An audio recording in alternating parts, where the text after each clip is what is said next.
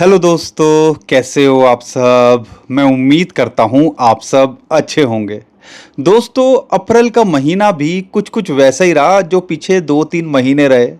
लेकिन अच्छी बात क्या है, अप्रैल के महीने ने इतना सब कुछ होने के बाद में भी एक उम्मीद जगा दी कि बिटकॉइन क्रिप्टो करेंसी मार्केट यहाँ रिकवरी दिखा सकती है। खासकर अगर बिटकॉइन की बात करें, ऑलमोस्ट $80,000 पे छू गया था, जो मार्च, फरवरी और अप्रैल में भी ऐसा लग रहा था कि शायद $50,000 पे ना आ जाए।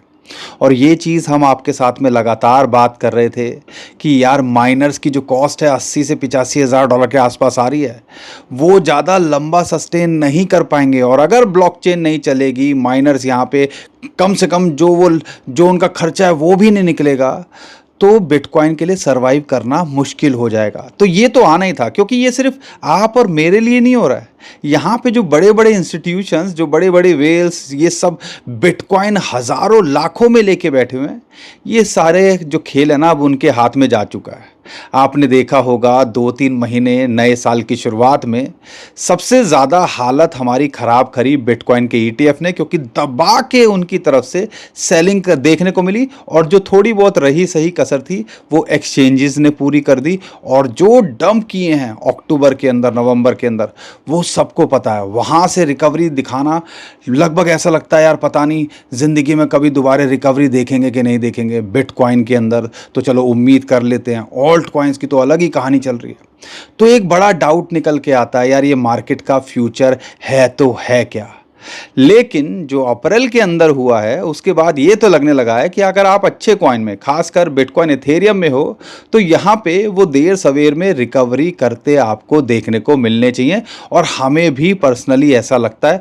और जो डेटा निकल के आ रहा है, जो विलन बने थे बिटकॉइन के ईटीएफ, ये जो आपने $65,000-60,000 के आसपास घूमा, वहाँ पे दबा के इन्होंने बाइंग करी, इंस्टीट्यूशंस की डिप में बाइंग का डाटा भी निकल के आया। अब उसके बाद निकल के आ रहा है कि आपने ये जो पुश देखा ना सीधा $80,000 पे जो बिटकॉइन का प्राइस चला गया, उसके पीछे एक बड़ा रोल बिटकॉइन के ईटीएफ का था, क्योंकि 15-20 दिन लगातार इन्होंने बाइंग करी।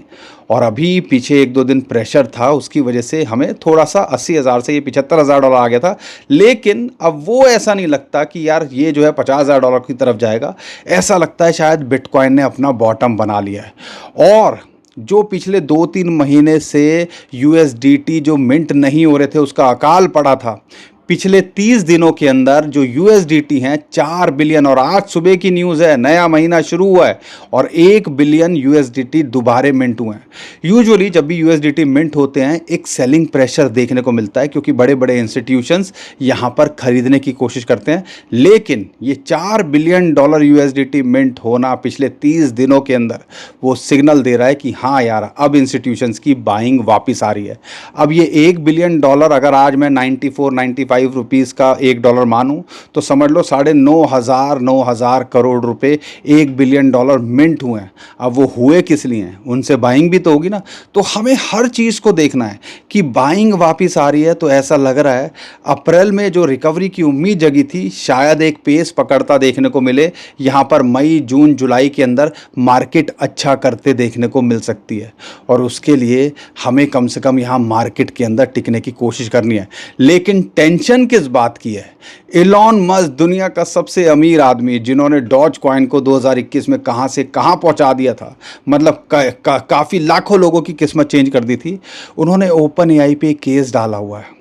अब उन्होंने जो स्टेटमेंट दिया भैया, उससे टेंशन होने लगी है। और हमें भी लगता है यार ज़्यादातर क्रिप्टो कॉइन्स जो हैं वो स्कैम ही हैं। उनका ये कहना है कि ज़्यादातर जो most of the crypto coins are scam. कुछ को अगर छोड़ दें मेरिट के बेसिस पे, लेकिन तो ये बात तो ऑब्वियसली, अगर जो कॉइन आपका ₹100 का ₹10 रह गया और ₹5 रह गया हो, तो उसके बारे में तो यूजुअली आप भी यही सोचोगे। इसीलिए मैं कहता हूँ कि बड़े कॉइन्स पे फोकस करो, टीम जिसकी एक्टिव है उस पर कॉइन पे फोकस करो, क्योंकि आए दिन स्कैम निकल के आते हैं। और वो चीज़ है, वो कॉइन्स शायद दोबारे बड़े बड़े प्रोजेक्ट भी रिकवरी नहीं कर पाते। और ये चीज़ के बारे में मैं आपको क्या बोलता हूँ, आपका पोर्टफोलियो का मेजर 5-10% ज़्यादा एक्सपोजर क्रिप्टो में नहीं होना चाहिए, और इसके अंदर भी आपका जो 50% है बी आपका बिटकॉइन के अंदर, 25% इथेरियम, बाकी 25% के अंदर जो कॉइन में खेलना है। तो यानी कि आपके पूरा का पूरा रिस्क कितना रह गया? 1-2% का। अगर पूरे पोर्टफोलियो के अंदर 1-2% अगर आपका जीरो भी हो जाता तो आपको कोई फ़र्क पड़ेगा? लेकिन वही है ना, मानना तो है नहीं, डाइवर्सिफिकेशन नहीं करनी है, समझदारी नहीं दिखानी, और घूम फिर के सब कुछ लगा देना। और कई केस तो ऐसे निकल के आते हैं, उधार ले ले के लगाते हैं, तो भैया उसकी तो कोई सुनवाई नहीं ना, तो नुकसान तो होगा ही ना। तो इसीलिए हमें इसको एज अ टूल लेना है और समझदारी दिखानी है। यहाँ पर हम पता नहीं, शायद ही कोई वीडियो होगी जिस वीडियो के अंदर हम ये बात नहीं कहते हैं। तो ये चीज़ को समझो, इसको भी एक एज अ टूल लो।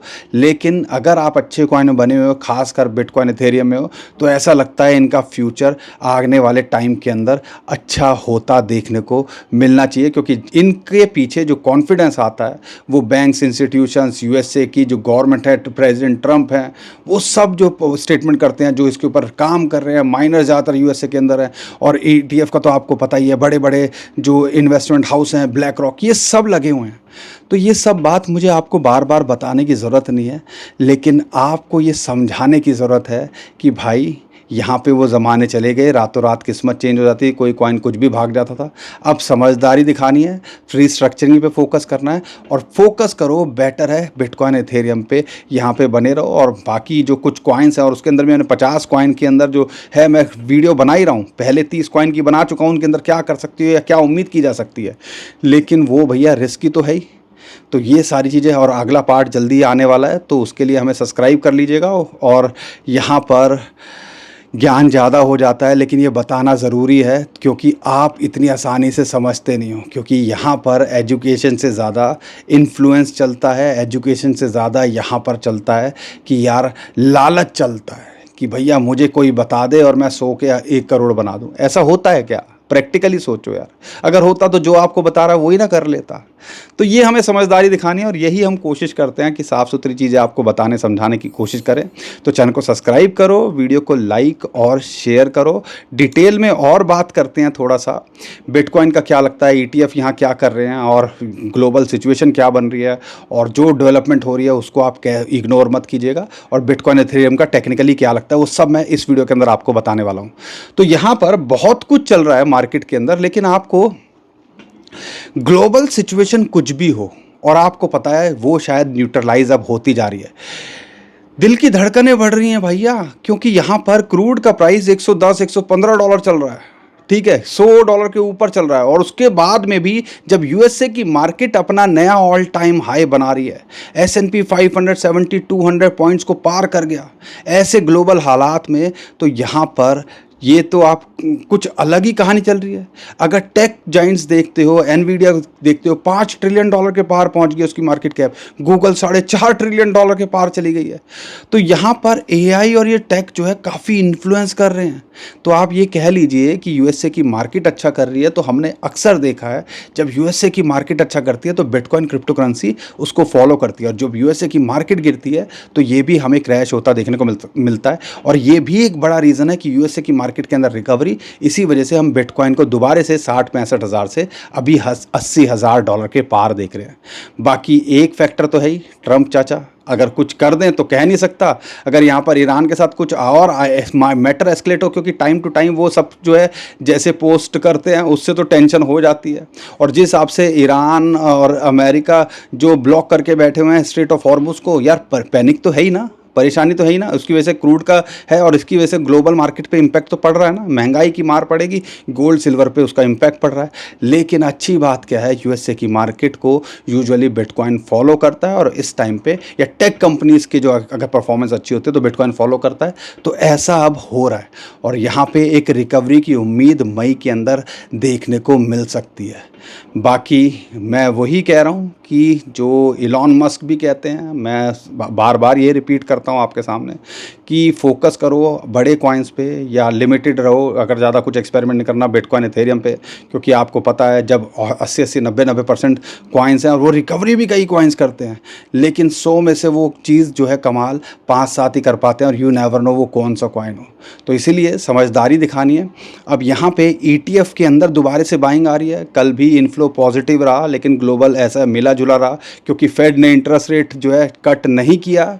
और यहाँ पर और जो मिस्टर पॉवेल, जिसको डोनाल्ड ट्रंप ने पूरी कोशिश की कि उनको निकालें और नया केविन वॉश जो आएंगे मई के अंदर नए चेयरपर्सन बनेंगे, ठीक है। लेकिन अब वो कह रहे हैं कि भैया मैं जो नए जो है मैं इसके जो है गवर्नर बन के फेड के अंदर इन्वॉल्व रहूँगा। फिर उसके बाद डोनाल्ड ट्रंप ने ये बात बोली कि भैया ये इनको कोई जॉब नहीं देगा, इसलिए ये यहाँ पे चिपके रहेंगे। तो कहने का मतलब है ये सब चीज़ें चलती रहेंगी, लेकिन अच्छी बात क्या है, इंटरेस्ट रेट अनचेंज होने के बाद में मार्केट के अंदर थोड़ा पैनिक आया था परसों, लेकिन कल वो न्यूज़ भी डाइजेस्ट हो गई क्योंकि सबको एक्सपेक्टेड था कि ऐसा तो होना ही था। और ये चीज़ अब आने वाले टाइम के अंदर जब नया फेड का चेयरपर्सन आएगा वो कैसे ले जाता है उस पर काफ़ी इम्पैक्ट जो है रहता है। और जिस हिसाब से क्रूड का प्राइस बढ़ रहा है तो ऐसा लगता है इंटरेस्ट रेट आगे बढ़ते देखने को मिल सकते हैं। गोल्ड सिल्वर पे उसका नेगेटिव इम्पैक्ट पड़ सकता है और गोल्ड सिल्वर एक अच्छे डिप में अपॉर्चुनिटी दे सकते हैं। उसके बारे में अगर आप चाहते हो मैं एक्सप्लेन करूँ तो कमेंट में ज़रूर बताइएगा, आने वाली वीडियो के अंदर वो भी कवर करने की कोशिश करूँगा। लेकिन स्टिक टू अभी बिटकॉइन और क्रिप्टो का क्या लगता है। अब यहाँ पर बिटकॉइन को लेके ETF की बाइंग देखने को मिल रही है, जिस हिसाब से यहाँ पर फियर एंड ग्रीड इंडेक्स दोबारा से एक्सट्रीम फियर से फियर में आ गया है, यानी कि एक सिग्नल दे रहा है कि हाँ यार माहौल चेंज हो रहा है। अब जो इंडिकेटर्स थे जो कि बता रहे थे ओवरसोल्ड पोजीशन के अंदर है, अब वो न्यूट्रलाइज होते देखने को मिल रहे हैं, तो यानी कि एक सिग्नल मिल रहा है। अब टेक्निकली भी देखते हैं तो फिलहाल जैसा हम उम्मीद कर रहे थे 74, 73, $75,000 पे एक जोन है जहाँ पे 21 डे मूविंग एवरेज आती है, वहाँ पे ये आया, वहाँ से अभी बाउंस बैक कर रहा है, $77,000 के आसपास चल रहा है। एक चैनल का टॉप है जो कि ऑलमोस्ट $80,000 के आसपास आता है। अगर वहाँ ये पार कर पाया तो अगला इसका टारगेट हमें लगता है 83 से 85,000, 86,000, जहाँ पे 200 डे मूविंग एवरेज, और इसको पार करना बड़ा इंपॉर्टेंस रखता है और इसको पार करना टेक्निकली इतना आसान नहीं होगा। तो ये दो लेवल्स हैं जिनको आपने देखना है, इसके बारे में मैंने पहले भी बताया था। अगर यहाँ से रिजेक्ट होता है तो इसका अगली जो सपोर्ट निकल के आती है वो फिलहाल 73, $75,000 के बीच में। अगर यहाँ नहीं टिकता है तो फिर वही 68 से लेके $70,000 पे है ही। तो ये दो लेवल्स हैं जहाँ सपोर्ट को देखना है। और लॉन्ग टर्म में देख रहे हो तो यार ऐसा लगता है 60-70 के बीच में कितना इसने अपॉर्चुनिटी दी और एक झटका लग जाए। कई लोग बोलते हैं कि यार मौका नहीं मिला, झटका लग जाए, और जब झटका लगेगा फिर वही देखते रह जाएंगे। तो इसीलिए थोड़ी समझदारी दिखानी है। इसीलिए कहते हैं डॉलर कॉस्ट एवरेजिंग तभी कमाल करती है। माइकल सेलर लगा हुआ था 65 पे आ रहा है तो हज़ारों बिटकॉइन खरीद रहा है, $70,000 के नीचे आ रहा है तो हज़ारों बिटकॉइन खरीद रहा है, और यहाँ पर हम 50,000 का वेट कर रहे हैं लप्पू बन के कि यार 55-60,000 के बीच में आए। और जो इम्पोर्टेंट टेक्निकल सपोर्ट थी वहाँ तक आया नहीं। मुझे लगा एक बार तो कम से कम वहाँ टच करना चाहिए, लेकिन वहाँ पे ये टच करा ही नहीं है। तो ये चीज़ का कई लोग वेट करते रह गए। लेकिन अच्छी बात क्या है, अगर आप होल्ड करके बैठे हो तो यहाँ पे, और मैं ये भी बोलता हूँ आपको, अगर होल्ड करके बैठे हो तो देर सवेर में बिटकॉइन कम से कम निराश नहीं करना चाहिए। और साथ के साथ में अगर आप देखते हो कि यहाँ पर डॉलर कॉस्ट एवरेजिंग कर रहे हो तो भी यार आने वाले टाइम के अंदर ये चीज़ न्यूट्रलाइज हो जाती है। और 10,000 जो मैं अक्सर कई वीडियो में बोलता हूँ कि यार जब आप $1.25 लाख $1.5 की बात करते हो तो फिर ये $60-70,000 कोई मायने नहीं रखता, ठीक है। ज़्यादा इसका इम्पैक्ट नहीं पड़ेगा अगर आप लंबे समय के लिए देख रहे हो, आप बिटकॉइन के ऑल टाइम हाई को देख रहे हो। अब एक बड़ा सवाल, क्या बिटकॉइन ऑल टाइम हाई लगा सकता है? कई इंस्टीट्यूशंस का ये भी मानना है, लेकिन ये मत भूलिएगा ये USA के अंदर इलेक्शन ईयर है, और इलेक्शन ईयर जब भी होता है यहाँ पर प्रेशर रहता है। और जो नवंबर के बाद में जो है बिटकॉइन एक एक्स्ट्राऑर्डिनरी मूव लेता है इलेक्शन के बाद में, अगर हिस्टोरिकली देखते हैं वो 50 से 70% तक भाग जाता है। तो वहाँ देखना है अक्टूबर नवंबर में क्या रहेगा। अक्टूबर नवंबर से पहले हो सकता है मार्केट थोड़ा 80-85 हज़ार जाए, फिर 60,000 आ जाए, हम ज़्यादा शॉक नहीं होंगे।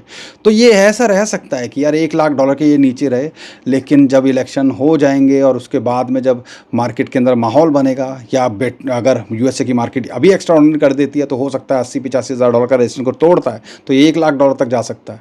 लेकिन क्या ऑल टाइम हाई बनाएगा, हमें शायद थोड़ा मुश्किल लगता है।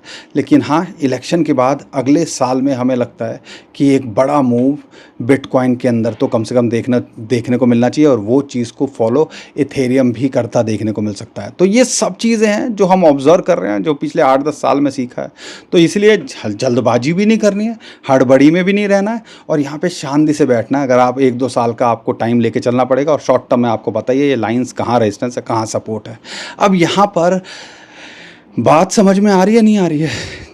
बहुत कुछ जोड़ना पड़ता है, बहुत कुछ संभालना पड़ता है, लेकिन वही है कि ये जोड़ के हम ही कभी हम ही ना सिमट जाएं जोड़ के, ये हालत हो रही है। लेकिन मैं हमेशा यही बताता हूँ कि भैया टिके हुए हैं, जब भी हालात सुधरते हैं तो सब भूल जाएंगे, सब किसी को याद नहीं रहेगा। जब बिटकॉइन ऑल टाइम हाई लगाएगा कि हम यहाँ पे इस टाइम पे परेशान थे, रो रहे थे, तो सब भूल जाएंगे। तो ये चीज़ को थोड़ा समझना है, और आपको मैं उम्मीद करता हूँ सपोर्ट कर दिया करो, वीडियो को लाइक और शेयर कर दिया करो, हमारा भी साथ दिया करो।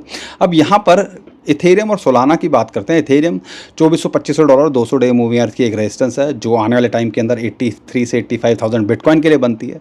सेम वही लेवल पे वहाँ बार आप देखो 2 बार इसने कोशिश की, लेकिन वहाँ से ब्रेक डाउन करा, और ये वीडियो में मैंने कई वीडियो में आपके साथ शेयर किया। तो ये लेवल है जिसको देखना है। अगर इसके पार करता है तो हमें लगता है ये दोबारा से 3000 डॉलर के लिए ट्राई कर सकता है, लेकिन ये पार करना इतना आसान नहीं होगा। अगर यहाँ नहीं करता है तो फिर वही 2200 डॉलर, और फिर जो है इसको 2000 डॉलर के नीचे एक सपोर्ट मिलती है।